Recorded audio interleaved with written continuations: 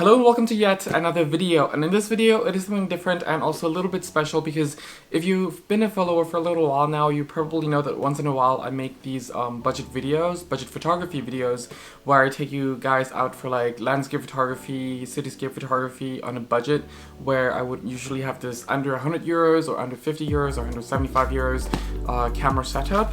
And today I just received another package.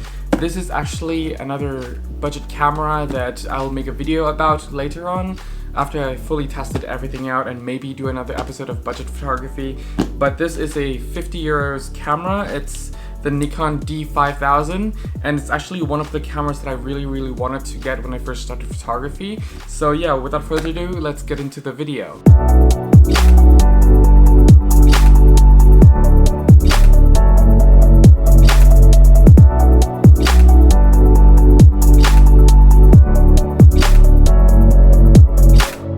So, the Nikon D5000, this camera has been out for a really long time now. And yeah, as I mentioned earlier, this is actually one of the cameras that I really wanted when I first started photography, but it was kind of expensive. I was on the fence between, you know, going for the Canon or going for the Nikon. And I don't know, like at the time when I was making decisions, I don't know what I was thinking, but I went for Canon. The only reason was like because Canon had more friendly service. But you know, for like a person who's starting at photography, thinking about like which services is friendlier, that was a little bit odd. But I'm glad I went for Canon at the time anyway. I went for the 500D and, sorry, the 1000D. But I was on the fence between the D5000 and the Canon 500D, the 450D, and the 1000D. So, yeah. Anyway. Obviously it's not in the original box, but it is really well packaged. So, we just have a look here. It's quite organized. Like, this is probably like the best packaging of like a secondhand product or a secondhand camera that I really bought without the original packaging. And yeah, anyway. Here's the accessory bag or box. So here's the power cable, the charging brick, the power brick. This is really nice. Yeah. Wow. Yeah. And to the camera. Ooh.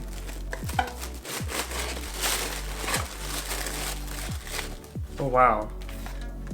This is a really professional packaging. Again, this is just a normal like private person who I just bid off like the bidding website. It's just really nicely sealed with this plastic thing, the elastic band, and oh wow, I'm just really impressed with the packaging. Just really impressed with it. And of course, the camera looks a lot smaller than I was expecting. Man, this... Oh wow. Oh wow. Oh wow.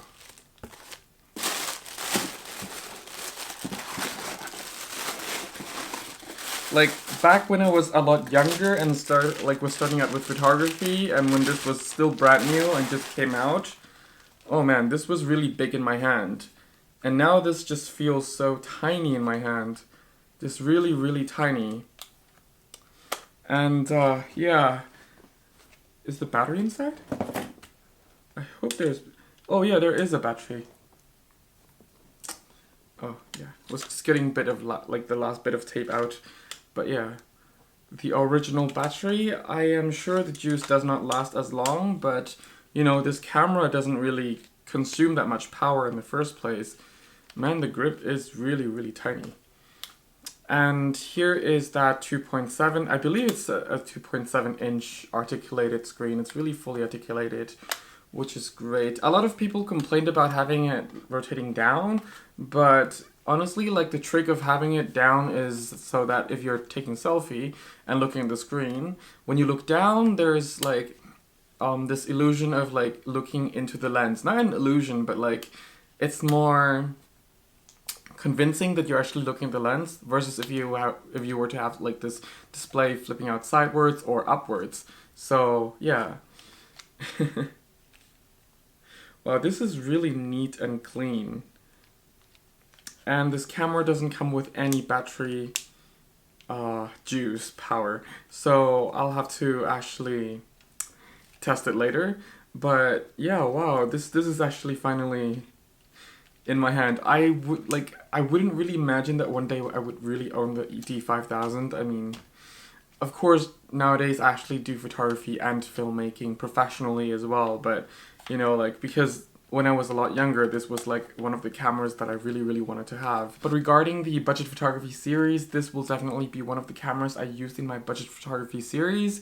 I wish I will have more time to actually do more budget photography videos and just share some more tips and also take you out to more places, things like that. But right now it's also a little bit hectic with like what I have to do for my work and also the travel I have to do to visit my family as well. So yeah, but on the Nikon side of things, last time I got this for like 40 euros, which was like a bargain as well. It's a D200.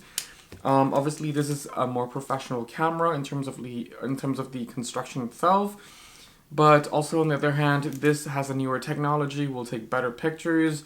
It is lighter, it offers more features as well, and yeah, the files in general, I assume it is better with the dynamic range and what you can pull out of the raw files. And from what I've seen, this will also record movie, which I will probably try to record someday. It does go to up to like 720p, which is not really a lot, it's like tiny for modern day standards.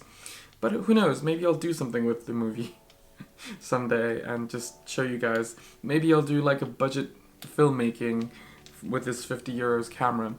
But hey, for 50 euros, there are also a lot of nice DSLRs that will do 1080p video as well. So yeah, on the Canon side, you have like the 500D, which is pretty good. And also sometimes you can get the 550D for around 75 euros as well. I don't know, like, holding it now versus like when I first held it maybe 11 years ago, it really is a huge difference.